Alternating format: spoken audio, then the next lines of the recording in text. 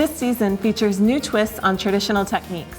Hi, I'm Katie Hacker, and with me is Sleepless Beader Leslie Rogalski. Welcome, Leslie. Hi, Katie. It's great to be here again. So glad to have you. And today you're going to show us some great tips for using the loom. That's right. So getting started and finishing and a lot of stuff in between too. There's a lot to know. It's a really old technique. It goes back to the 1600s as a Native American tradition. So this is a really close example, this loom that I'm going to show you, to the models that were used even by the ancient Native Americans. It's very cool. That is, and you know, this whole season we're talking about using traditional techniques and putting your own contemporary twist, so this is perfect. So let me show you how easy this is to start. We have the base of the loom, which has little grooves, I'm going to call the warp coil, and a bar. And the most important thing about weaving on a loom is to create tension for the threads that we're going to string this way, which are called the warp threads. And the way this works is you'll see that there's two little holes and a bar, and you stick the bar in and you're going to bend the loom by holding it against something and just put that little bar in. So it does rock, but that's not going to impede your loom movement. Now we're going to string the warp. You want to work from a spool of thread. I'm using thermally bonded beading thread. It's real important to use a thread for your warp that doesn't have a lot of stretch to it, because what can happen is as you're working, it'll do what's called growing, and it'll stretch. You don't want that. No, you don't want that. Now on the reverse side of this cleverly made modern replica here, you'll see two buttons. And I'm going to start, again, I'm not cutting anything from my thread. I'm going to just take the thread and knot it around one of these buttons in just a simple square knot. And you don't need to leave a big tail. Okay. So you're just fastening it So onto I'm just your loom. fastening it onto the loom with one end. Whoops. I'm just tying that square knot. Okay. All right, so you're going to do that, and you're going to tie that securely and give it a tug and make sure that that knot is not going to slip.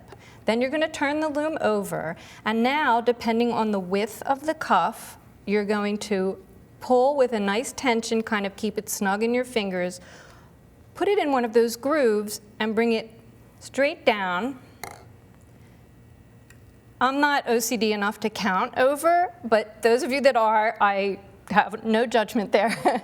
Then you're going to come around and just wrap it around the little peg on the bottom and bring it up into the next coil, and keep doing that across the loom, around the back, and back and forth like this. Now, one thing I want to say is the spacing on this particular loom, each of those little grooves, is sized for a size 11 seed bead. It can be a cylinder seed bead, it can be a check, it can be a Japanese, a regular, round seed bead, or another bead in a different size.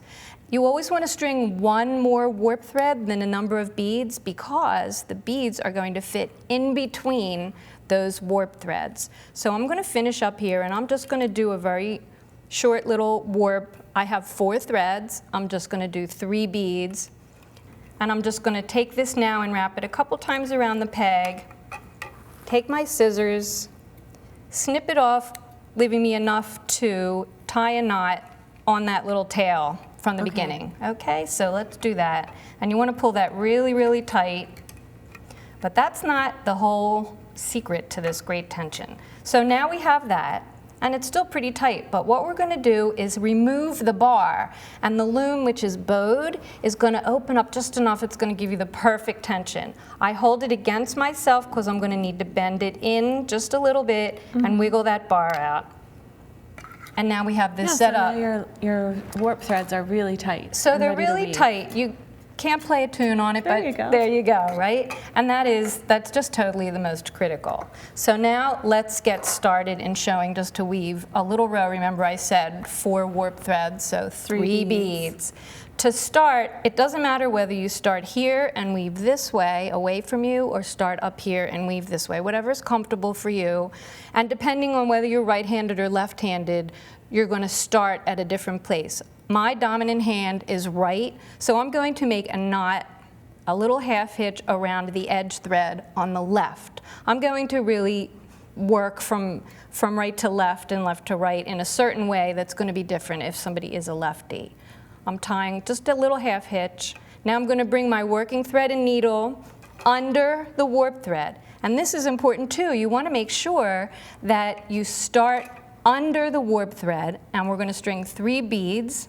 I'm working with size 10 cylinder beads, so they're easy to see, and they will fit in these grooves with just the one spacing.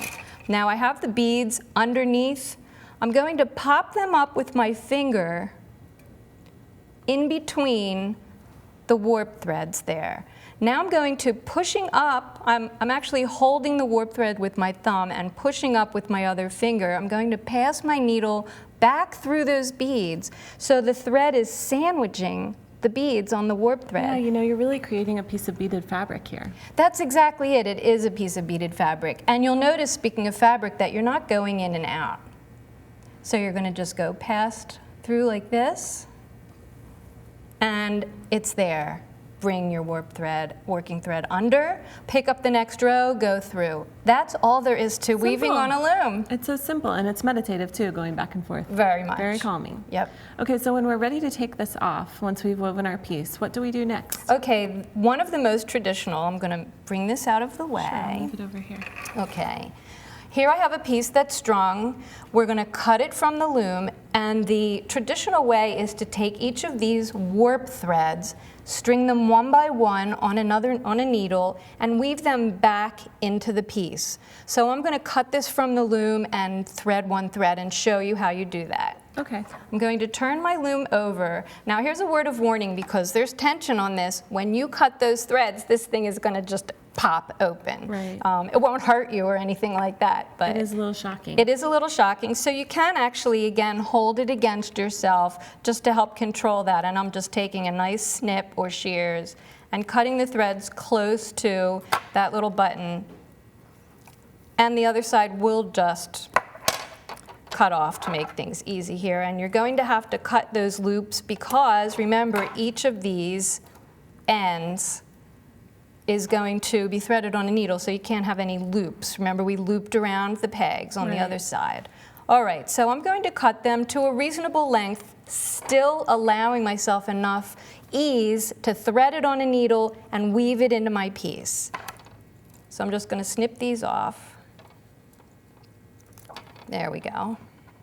And I'm going to work from the center out. Oh, okay. Now, and it doesn't really have to be exact center, but I'm going to work from the center out. I'm going to take one thread to show you how this is done.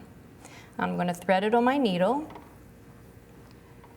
So the needle threading tip is to pull the thread as small as possible between your thumb and forefinger, like a poppy seed, and bring the eye of the needle down. And there we go. So I have one of my warp threads threaded on the needle, and I'll pull that through a little bit. Now, we're going to weave this thread in and out in an S pattern, row by row, lengthwise this way. So I have the thread, and I'm going to come into this blue bead in the second row and pull it through like this. And now you're going to go the other way. And I've switched hands, you'll notice, but you can turn the piece around. And I'm going back the other way. And you're going to continue just doing that. Do you see how that's going in and out? And you're going to do that for maybe 5 or 6 rows. And then you're going to trim it, and you're going to start again, and you're going to thread the needle on each one at a time. Okay, so that would be any time that you want that clean finished edge. That's correct. And I'll show you in a little bit some of the other way. Once you've done that, there's lots of things that you can do with that kind of a clean edge. Okay. So let's move this one. Okay. The next technique that I want to show you for finishing creates a selvage edge for use with a crimp clasp, a ribbon crimp, which is fast and easy. So if you look up at this end, you'll see that I have an edge already woven. And here you're going to mimic fabric weaving, because you are going to take your working thread and go in and out, back and forth to create that little selvage. So you literally are going under, over, under, over, under, over, like this, and pulling it through and pushing it down to the beadwork. And just remember, if you've come out over, you're going to start under, over, under, over, like this. And you're going to do that for maybe 6 or 7 rows to see how snug it is. And then when you're all finished, you're going to tie a little half hitch. If we go back to the other end of my beadwork here, you can see there's a little knot. You're going to apply glue. You can take a nice glue that's going to absorb into the thread, nothing too viscous here, nothing too thick. You want something, a stringing glue that's liquid, and you're going to let it dry. So I've brought a piece that's already done to. Okay. And you can see that I have the selvage here that hasn't been glued yet, and here's an end that's been glued, solid, dried, and you can see that I've trimmed it very close up to that selvage, and it's not going to come undone. Now, this is so easy. All we have to do is take the ribbon crimp, and I should point out that I have sized my piece of beadwork to the clasp because I know that they come in pre-existing sizes. You're going to take the crimp, and you can get it started a little bit with your fingers, and you're just going to take a nylon jaw so you don't bung it up, and you're just going to slam it closed right there. Okay. And look how nice and clean that is, and you'll do that to the other side. I want to show you some other ways to finish though, because there's so many creative things you can do. One of my favorite fast, easy ways is to snip the piece from the loom with about 1/2 inch of warp, fold the warp threads in, and literally double-sided tape in a bezel. Oh, that's so easy. It's so easy, and you find all these different bezels. A little more work, but a nice clean finish. You see the red and black choker has also short warp threads that are knotted, and I've hand stitched a piece of grosgrain ribbon around it and attached a hook and eye. That looks nice too. Which is a nice, clean, elegant finish. You can use some of the threads. You see the big piece with the triangles, the colors, that has 2 loops for 2 buttons, and you want to use shank buttons and sew them on like you would in dressmaking. You can use commercial crafts like the film strip. You can see that the toggle clasp is just attached using some warp threads. And the last colorful piece on the board has a slide. I've already finished that with the clean weaving the ends all in for the even finish, and you slide that over the last row. Okay. Some of the bracelets, you can use other cords also for the warp, like this one here, which has a slidey thing on wax linen, so you can get a little more ethnic look.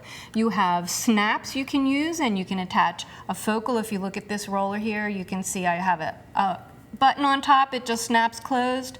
And then I have brought a necklace with, and you can see how I've used different findings on those warp threads, including making fringe. And the little earrings also make use of the warp threads. You can just use them to sew back in. You string more beads, and you can attach loops or tassels or other things to add a decorative finish. So there's a lot of different ways to play with your beads in creative looming. Yeah, there are so many ways to finish it. Tons. These are great tips. Thank you, Leslie. Thanks, Katie.